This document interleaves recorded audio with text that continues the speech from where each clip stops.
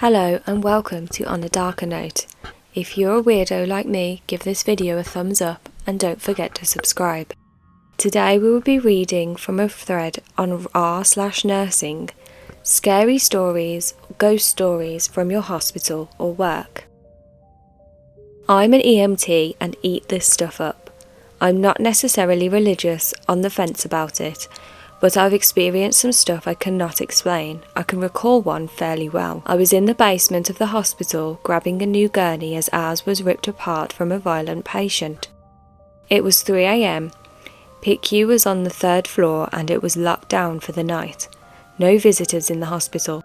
The basement storage unit was packed with stuff, so when I felt my shirt get pulled on, I assumed it got caught on an object. Then it happened again. Only this time I heard a little girl's voice, crystal clear, say, "I'm lost." My heart was pounding.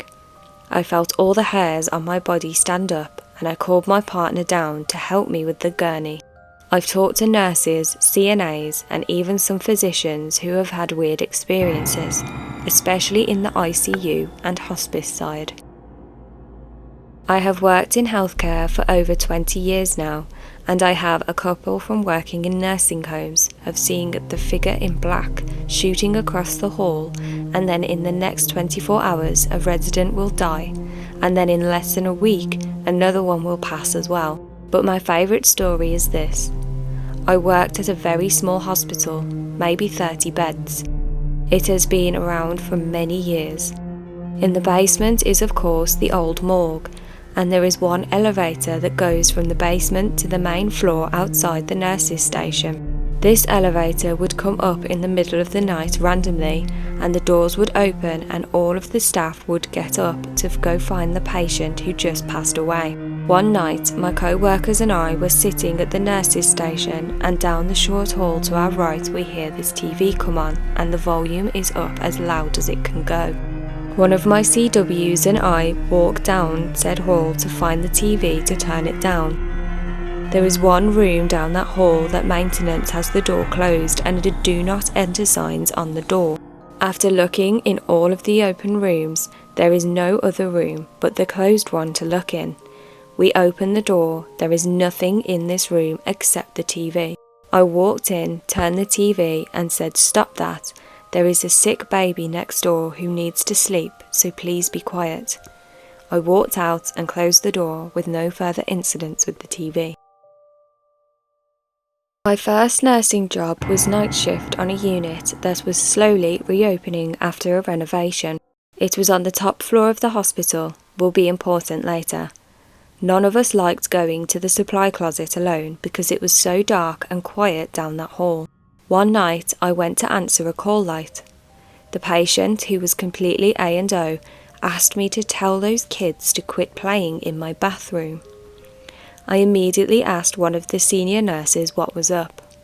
She explained the many lives the unit had led, PEDS, AIDS hospice, and then to post-acute LTC. The elevator would come up to our floor at least once a night with nobody in it. The doors would then open and close rapidly until the elevator was spoken to. We had taken a vote and named our resident ghost Georgie.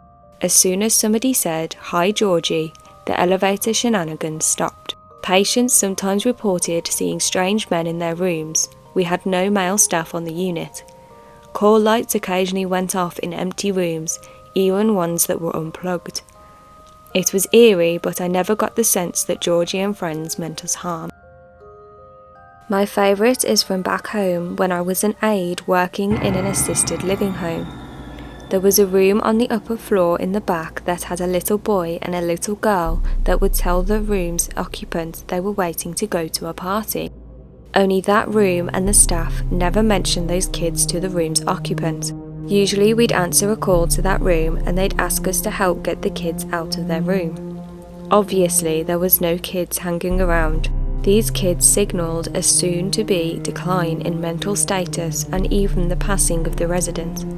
We all knew what mention of those kids meant. It was not discussed with residents. Let me know in the comments down below any spooky stories of your own. If you like this video, give it a thumbs up and don't forget to subscribe.